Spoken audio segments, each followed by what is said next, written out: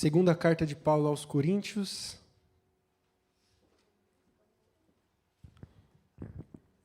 Quinto capítulo.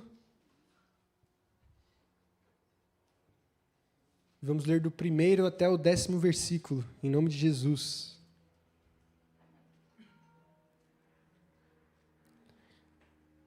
Amém? Diz assim a palavra de Deus, em nome de Jesus. Sabemos que, se a temporária habitação terrena em que vivemos ficar destruída, temos da parte de Deus um edifício, uma casa eterna nos céus, não construída por mãos humanas. Enquanto isso, gememos, desejando ser revestidos da nossa habitação celestial, já que enquanto estivermos vestidos, não seremos encontrados nus. Pois enquanto estamos nessa habitação temporária, gememos e nos angustiamos, porque não queremos ser despidos, mas vestidos da nossa habitação celestial, para que aquilo que é mortal seja absorvido pela vida. Foi Deus quem nos preparou para este propósito, dando-nos o Espírito Santo como garantia do que está por vir. Portanto, sempre temos confiança, e sabemos que enquanto vivemos neste corpo, estamos longe do Senhor, pois vivemos por fé e não pelo que vemos. Temos, pois, confiança e preferimos estar ausentes no corpo e viver com o Senhor. Por isso temos o propósito de lhe agradar, quer estejamos no corpo, quer o deixemos. Pois todos nós devemos comparecer diante do tribunal de Cristo, para que cada um receba de acordo com as obras praticadas por meio do corpo, quer boas, quer más. Fechem seus olhos em nome de Jesus. Senhor nosso Deus, diante da Tua Bíblia aberta, da Tua Sagrada Escritura, que o Senhor inspirou Teu apóstolo Paulo a escrever à igreja de Corinto, nós agora abrimos e lemos e oramos para que o Senhor ilumine esse momento, a nossa mente, a nossa leitura, a nossa exposição, para que a gente absorva a sua verdade eterna, que cura vidas, que transforma histórias e que nos leva rumo ao nosso céu.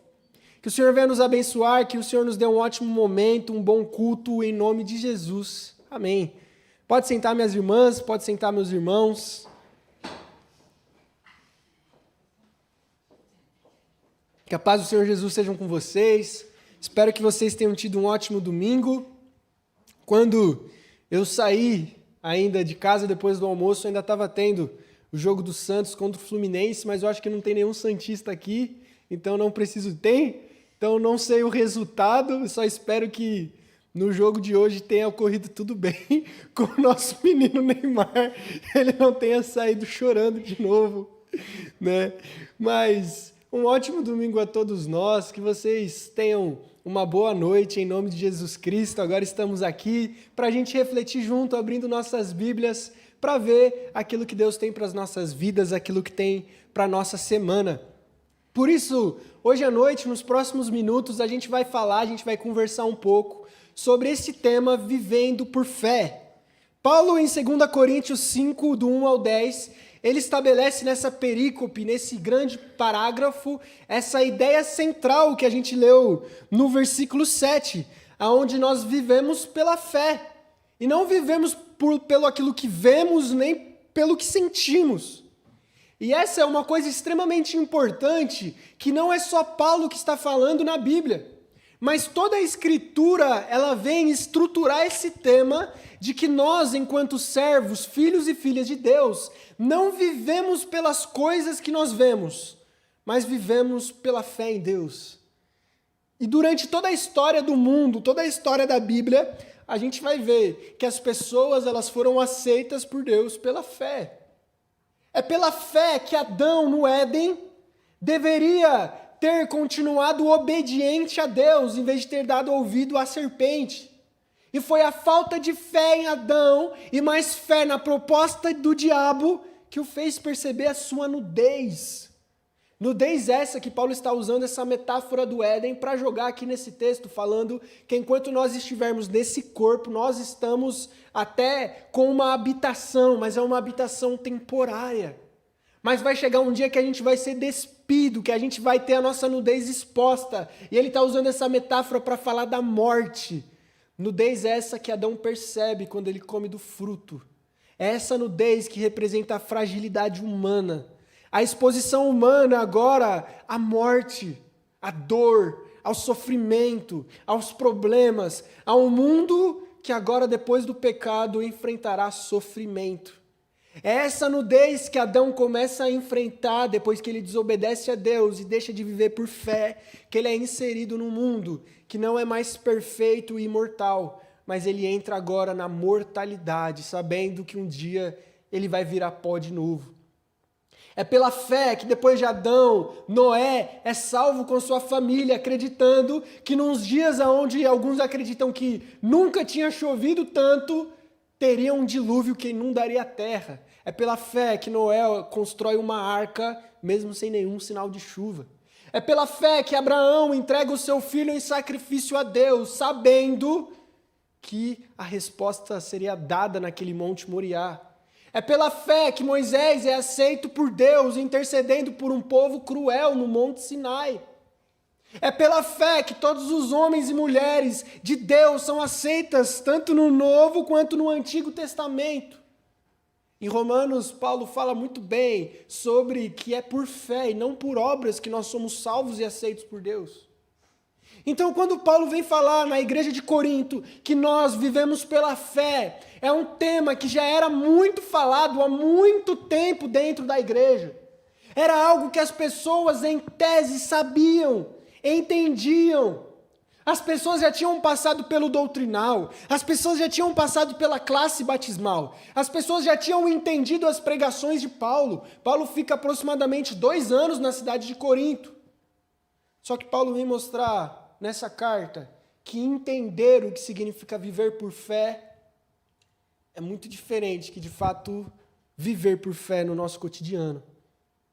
Isso eu levo muito na minha vida, porque quando a gente entra no ministério pastoral e lida com a academia, lida com os estudos bíblicos, lida com os originais, é muito fácil a gente começar a entender as coisas. Entender o que significa calvinismo, arminianismo, entender o que significa as doutrinas sistemáticas, entender o que significa a escatologia, o apocalipse, isso não é nada. Porque a verdade do evangelho não é entender as coisas, mas é vivê-las. Por isso, de nada adianta ter a teologia sistemática perfeita, entender a teologia bíblica, ter os versículos decorados, ter o tempo na igreja, se a vida não condizer. Por isso, Paulo não fala simplesmente que é para a gente entender a fé, mas que é a gente viver através dela.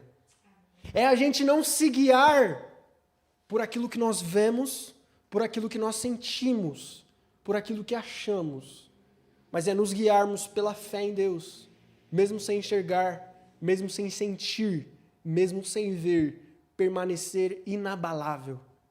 É o texto que nós lemos na leitura inicial de Hebreus capítulo 10, do 38 até o 40, de que o justo vive pela fé. E não é coincidência que um capítulo depois, no 11, o autor vem falar dos heróis da fé. Pessoas que por fé viveram, só que não receberam a promessa.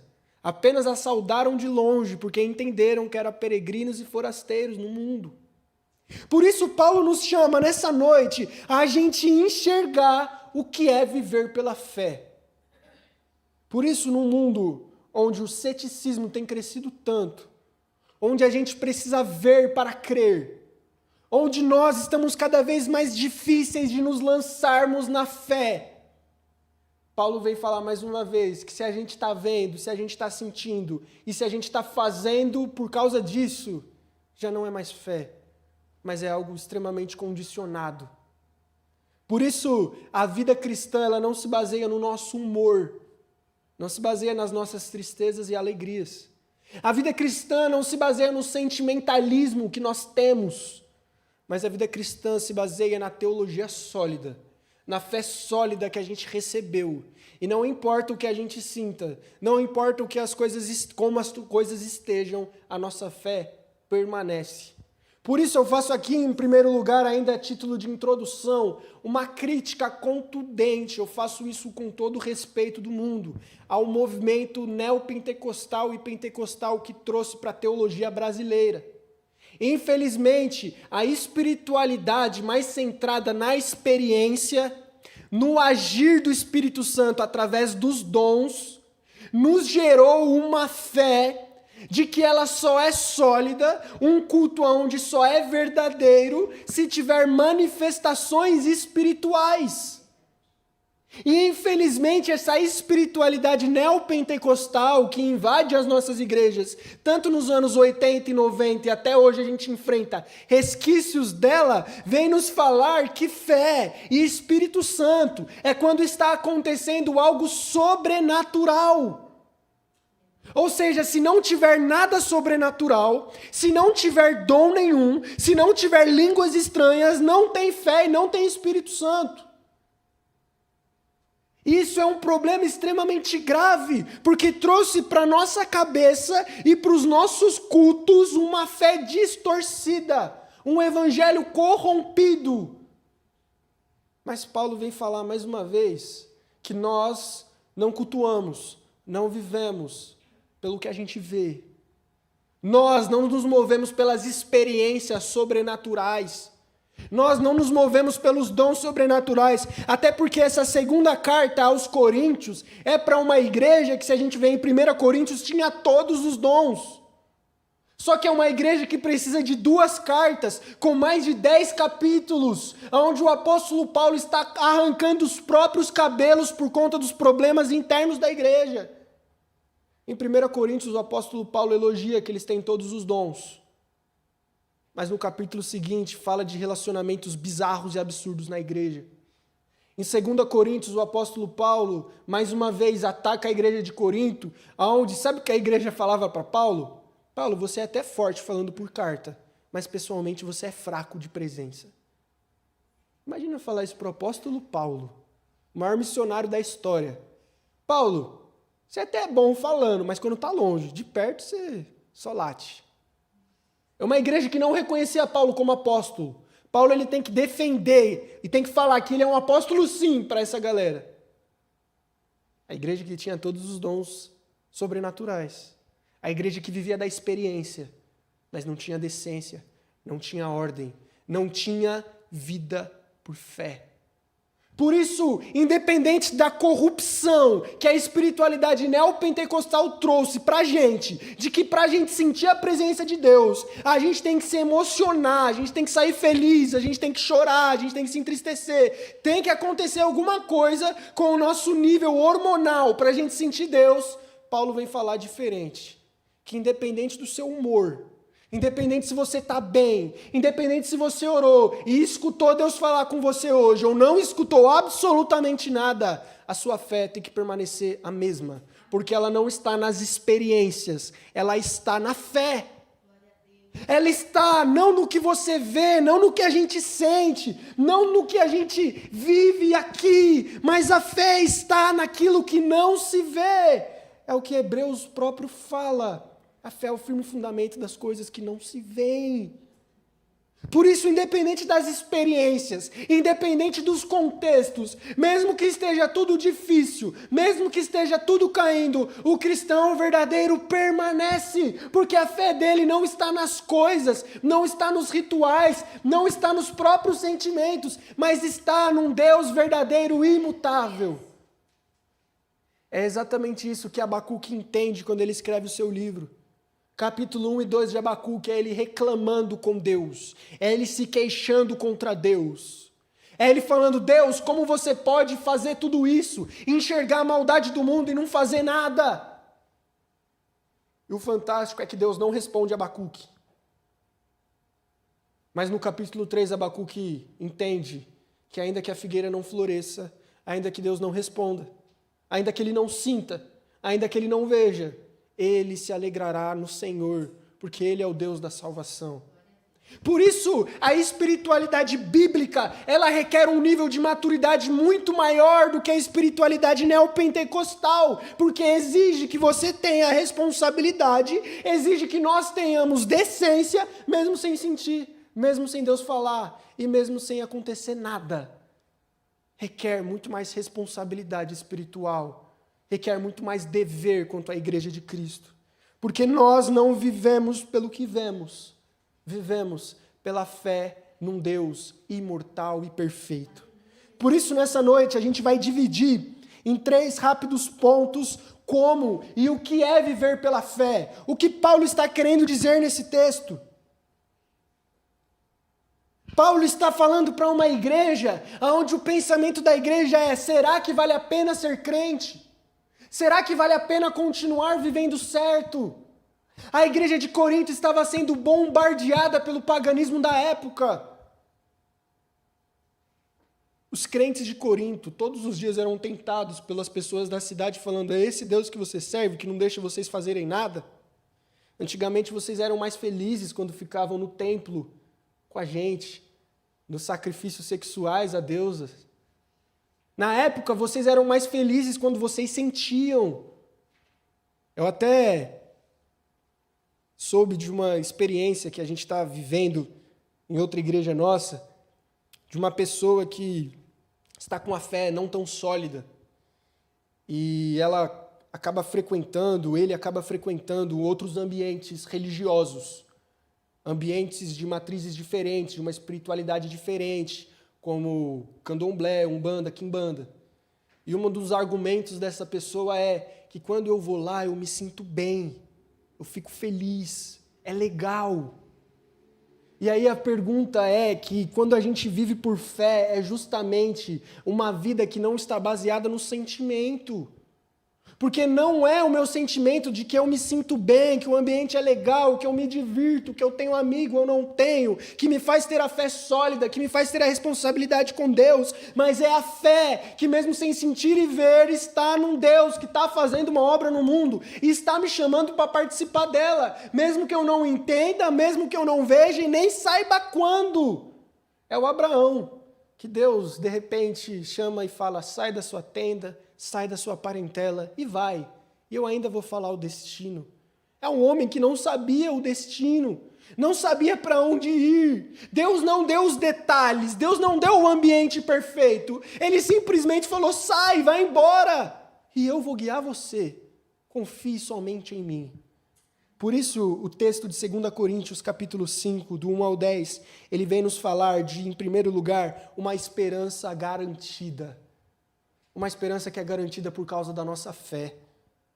Ele vem comparar e ele vem falar de 2 tendas aqui, que é no texto que a gente leu do 1 ao 10. A primeira tenda é a tenda terrena, é a tenda humana, e ele está se referindo ao nosso corpo, que é mortal. Ele vem falar para a gente que a nossa habitação, o nosso corpo hoje, a nossa vida, ela é suscetível aos problemas. E isso não vai mudar. Não importa o quanto a gente jejue, não importa o quanto você ore, não importa o quão espiritual você seja, você vai continuar tendo problema, você vai continuar tendo doença e você um dia vai morrer. Essa é a lógica inevitável da vida. Todos os homens 1000 vezes mais espirituais do que a gente morreram. Moisés aos 120 morre.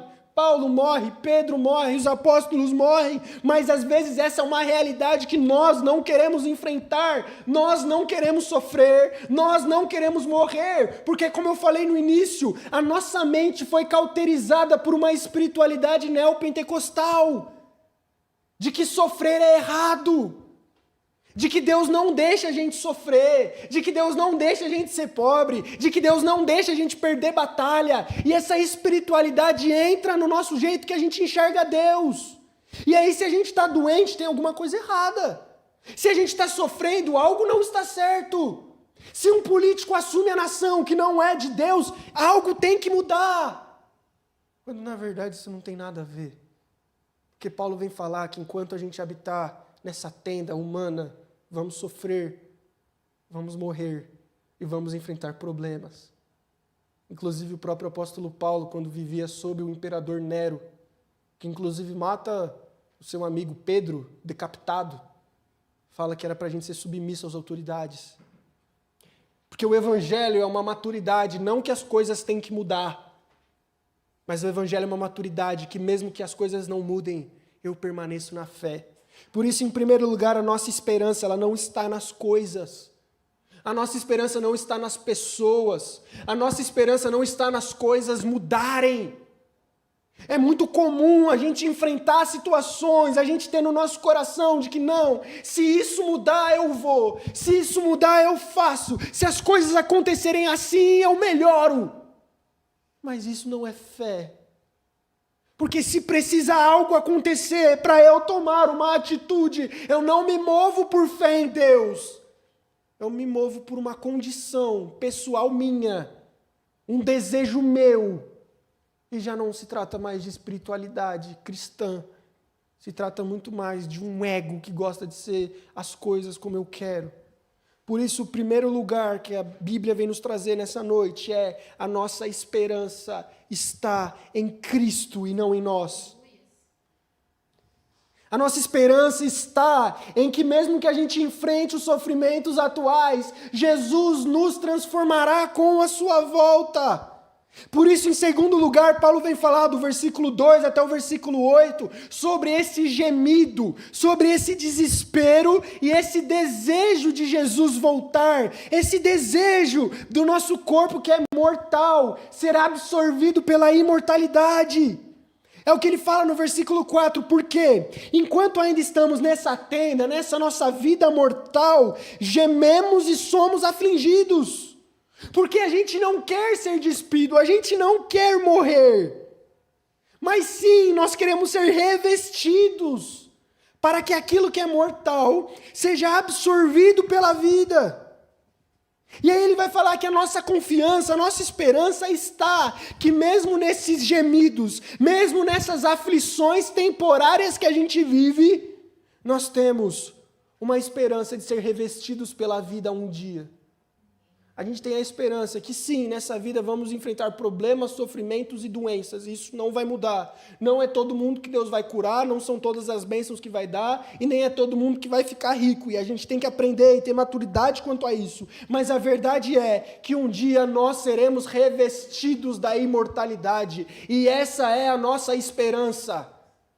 A nossa esperança não está na virada de chave, a nossa esperança não está na alavanca da vida, a nossa esperança não está nas situações e nas nossas orações serem respondidas com sim em tudo. Na nossa esperança está nesse revestimento que Jesus dará ao nosso corpo mortal. Por isso, a gente vê, versículo 8 até o versículo 10, eu quero ir já caminhando para o encerramento da mensagem, que ele diz assim: assim, estamos confiantes e preferimos estar ausentes do corpo e presentes com o Senhor. Por isso também nós nos esforçamos para agradá-lo, quer no corpo, quer fora dele, pois é necessário que todos sejamos apresentados diante do tribunal de Cristo, para que cada um receba a retribuição pelo que fez por meio do corpo, de acordo com o que praticou, quer seja bem, quer seja mal. Paulo encerra o texto falando que a fé nos move a um dia da volta de Cristo. Mas a fé verdadeira enxerga a volta de Cristo não com medo, mas com esperança. Enquanto algumas pessoas podem ver a volta de Jesus como um dia terrível, porque ele vai julgar todas as atitudes, aquele que vive pela fé já aguarda a volta de Cristo confiante. O fato de que Jesus, que Paulo está falando no versículo 10, que vai julgar diante do seu tribunal todas as pessoas de acordo com o que fizeram, quer seja boas, quer seja ruins, e ele retribuirá cada coisa, não o assusta, mas o anima, porque ele vive pela fé. E aí ele fala no verso 8 que ele prefere estar ausente no corpo para estar presente com o Senhor. É um Paulo que já considera a própria vida como perda, perto de conquistar Jesus Cristo. Por isso eu quero concluir com esse terceiro e último ponto, que a esperança, se a gente viu em primeiro lugar que a esperança nos move em Cristo, que em segundo lugar a esperança nos faz permanecer, mesmo no gemido e na aflição, em terceiro lugar essa esperança faz a gente perder o valor da nossa própria vida em troca de Cristo. Isso é um desafio muito grande. Eu quero terminar com essa reflexão, para não me alongar muito. Falar que morrer é lucro é muito forte, mas Paulo fala. Falar que considero a minha vida como perda, como em Filipenses 3, é muito forte, mas Paulo também fala. Falar que prefere estar ausente do corpo, ou seja, morrer, é muito forte, mas Paulo fala. Isso me faz enxergar que nós temos vivido um cristianismo muito fraco, onde a gente não tem coragem de falar nada. Mas a causa da nossa falta de coragem de não falar essas frases que Paulo falou, não é porque nós não somos tão bons quanto Paulo, mas é porque nós não vivemos pela fé, vivemos pelas obras. Vivemos pelas nossas obras boas diante de Deus. Eu faço ou eu não faço. Se não faço, não tenho condição de falar essa frase, porque não sou bom o suficiente. Seria hipócrita eu falar isso. E é através dessa falsa humildade que a gente se esquiva da responsabilidade bíblica e de se tornar mais parecido com Jesus. É essa nossa responsabilidade hipócrita de falar, eu não tenho direito de falar isso, eu não posso falar isso, eu não sou tão bom quanto Paulo, que eu vivo uma vida medíocre diante de Deus, aonde eu nunca vou ser tão disponível para Ele, aonde eu nunca vou estar tão disposto e aonde eu nunca daria a minha vida por Jesus, porque tudo é muito mais confortável. Mas Jesus nessa noite vem falar que isso não é viver por fé. Viver por fé, eu quero terminar com esse exemplo, é viver como David Brainerd. Eu não sei se todos conhecem a história desse jovem. Ele era noivo da filha de um grande homem que chamava Jonathan Edwards, e ele ia se casar com a filha dele. Ele vivia na Inglaterra, ele era estável, ele tinha tudo para ficar lá. Ele estava do lado de um dos maiores pregadores da história, ele tinha uma igreja para pregar, ele tinha comodidade, ele não precisava sair da Inglaterra. E se ele saísse, ele podia ir para os Estados Unidos, que estava sendo colonizado, era a Nova Inglaterra que eles chamavam. Mas esse jovem decide sair de tudo. Ele decide largar a riqueza para ir para as selvas americanas evangelizar índios. Índios que eram hostis ao evangelho. E numa dessas viagens, David Brainerd tinha um diário em que ele anotava essas viagens missionárias dele. E David Brainerd morre, se eu não me engano, antes dos 30 anos, com tuberculose. E nas selvas indígenas, enquanto ele tossia os pedaços do pulmão, ele falava, eu vou desperdiçar cada segundo que eu tenho pelo Evangelho, porque eu não considero mais minha vida como nada. Os amigos do David falavam para ele voltar para a Inglaterra, para ele se tratar nos melhores hospitais, para ele viver um pouco mais.